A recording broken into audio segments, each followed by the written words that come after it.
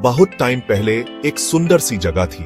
नाम था अशोकनगर। हरे भरे पेड़, चमकती नदियां और खुशहाल लोग। यहाँ का राजा था, नाम राजा अमर। राजा अमर बहुत ही नेक दिल और समझदार था। वो अपने प्रजा से बहुत प्यार करता था। राजा रोज सुबह अपने महल की बालकनी से अपने प्रजा को देखता और उनकी खुशी के लिए दुआ करता।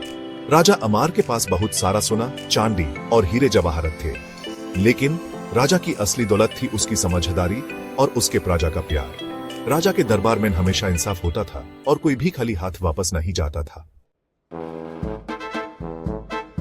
एक दिन एक गरीब किसान राजा के पास आया। किसान बहुत परेशान था। उसने राजा को बताया कि कोई उसके सोने का कटोरा चुरा के ले गया है। राजा साहब, वो कटोरा मेरे खानदान की निशानी है, कृपया मेरी मदद करो। राजा ने किसान की बात ध्यान से सुनी। फिर उन्होंने अपने सेनापति को बुलाया और कहा, जाओ पूरे नगर में ढूंढो, सोने का कटोरा मिलना चाहिए। सेनापति अपने सिपाहियों के साथ कटोरा ढूंढने निकल गया। कुछ देर बाद सभी नगरवासी दरबार में इकट्ठा हो गए। सबके हाथ में सोने का कटोरा था। राजा ये देखकर मुस्कुराए। उन्होंने किसान से कहा, लगता है तुम अकेले नहीं हो जिसके पास सोने का कटोरा है। किसान शर्मा गया।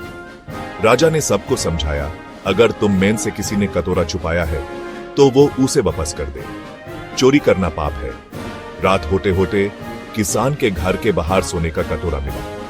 अगली सुबह किसान खुशी खुशी राजा के पास आया और उनका शुक्रिया अदा किया। राजा ने कहा, सच्चाई की हमेशा जीत होती है।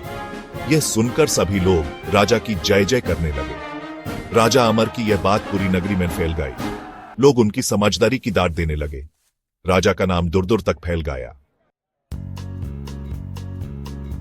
राजा अमर ने ह्यूम सिखाया है कि सच्चाई और ईमानदारी से ही जिंदगी में आगे बढ़ सकते हैं। झूठ और चोरी से हमें कुछ नहीं मिलेगा।